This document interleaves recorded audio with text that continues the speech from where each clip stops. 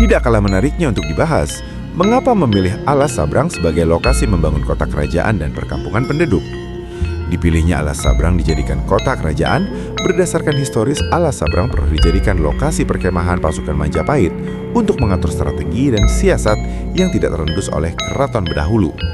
Perkemahan di Alas Sabrang menjadi kenangan tersendiri di hati Mahapati Gajah Mada dan para perwira Majapahit. Siasat yang direncanakan di Alas Sabrang berhasil dan keraton berdahulu dapat ditaklukkan pada tahun 1343. Dengan takluknya keraton berdahulu berarti kepemimpinan Bali Dwipa berada di dalam kontrol Majapahit.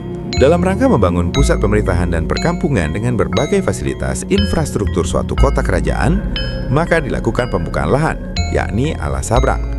Pembukaan Alas Sabrang dimulai dari suatu delta yang disebut Tegal Ancut atau Abian Sahang adalah dasaran yang terletak di antara pertemuan dua aliran sungai, campuhan, yaitu Sungai Cangkir dan Sungai Sangsang, yang bermuara di Samudra Indonesia. Pengertian pembukaan lahan ini juga terungkap dan tersurat dalam kitab Buana Tatua Maharsi Markandeya Ginarsa sebagai berikut. Arti kutipan tersebut. Saat itulah Baginda Raja yang baru datang dalam Ketut Kresna Kapakisan memerintahkan warganya membuat lahan perkebunan, pertanian, dan area pemukiman guna dijadikan lahan pembudidayakan tanaman yang dapat mendatangkan hasil panen dan tanaman yang lain dikembangkan. Membuat sukacita para warga dalam membuka lahan tegalan, oleh karena lokasi tegalan sangat angker, dijaga oleh makhluk halus, makhluk yang tidak tampak dengan kasat mata, menyebabkan warga terserang wabah penyakit. Diceritakan pada saat pembukaan lahan di Tegal Ancut berjangkit wabah penyakit di kalangan warga yang sedang melakukan pembukaan lahan. Hal ini menjadi perhatian dalam Ketut Kresna Kapakisan secara serius untuk mengatasinya. Baginda memohon masukan dari Ida Resi Bujangga Mustika.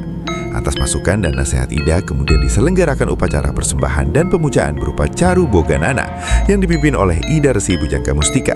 Tujuannya dipersembahkan Caru Boganana di Tegal Ancut untuk menetralisir anasir-anasir negatif di kawasan pembukaan lahan tersebut.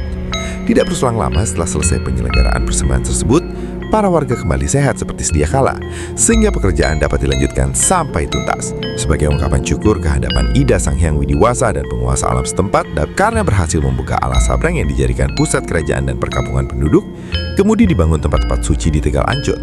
Di sekitar sumber mata air, dibangun tempat suci yang disebut Mancoran Tirkamaya, yang diyakini merupakan waranugraha dari Yang Maha Kuasa kepada dalam Kresna Kapakisan dan rakyatnya untuk mencapai kesejahteraan. Sejarah belum selesai bercerita dan berhenti menuliskan kisahnya.